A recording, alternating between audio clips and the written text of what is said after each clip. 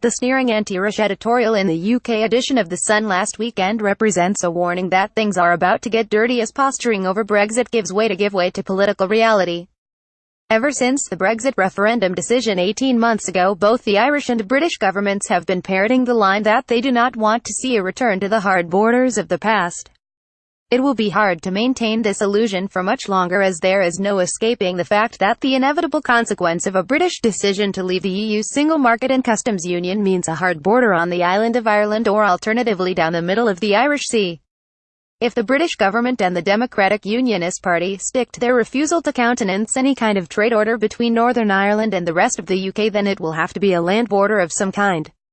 The insistence by Taoiseach Leo Varadkar that it is up to the British to show how the current border arrangements can be maintained is all very fine as a political holding tactic, but in reality it will be up to the Irish side to implement a new border regime if, as now looks inevitable, the UK leaves the EU single market and customs union. The visit of UK Foreign Secretary Boris Johnson to Dublin last Friday exposed the hollowness of the British claims that they want to avoid a hard border. He obviously knows there is no other possible outcome, given that he is one of the strongest advocates of the policy that will lead to one. For all his affability, Johnson is a dangerous and calculating political opponent.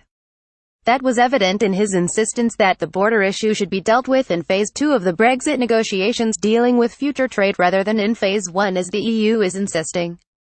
This is an obvious attempt to use the border as a bargaining tool in the negotiations that the British really care about the future trading relationship between the UK and the EU. Thankfully, from an Irish perspective, the EU-wide consensus that the border issue needs to be sorted out in Phase 1 is holding strong at European Commission level and across the member states, with EU chief negotiator Michel Barnier refusing to budge from that position as late as Monday of this week. As the Irish border is one of the three core items to be settled in Phase 1 of the Brexit talks, along with the UK exit bill and citizens' rights, there seems little likelihood of enough progress at next month's European Council to pave the way for Phase 2 of the talks on a trade deal. That in turn means a hard trade border of some kind on the island is looking ever more likely. One of those who knows most about this topic is the former head of the World Trade Organization and former EU Trade Commissioner Pascal Lamy. On a recent visit to Dublin, he dismissed the idea of a frictionless border as a fairy tale. "No border is simply impossible," said Lamy.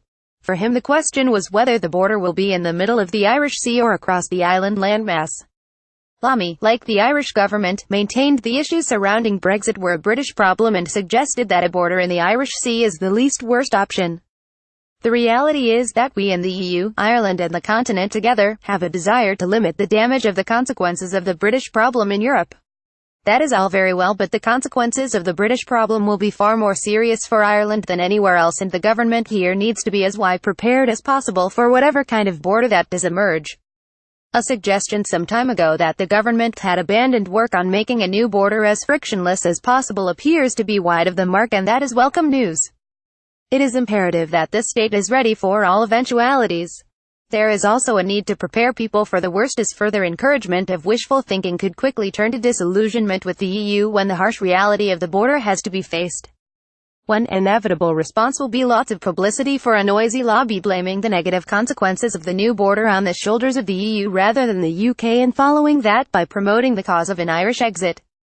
Some of the most vocal critics of government policy during the financial crisis, who advocated disastrous policies such as leaving the Eurozone and burning the bondholders, have already tried to get this bandwagon rolling. If those in authority continue to feed delusions about the prospect of avoiding a hard border, the shock when a border does emerge could begin to undermine the strong public support for remaining in the EU.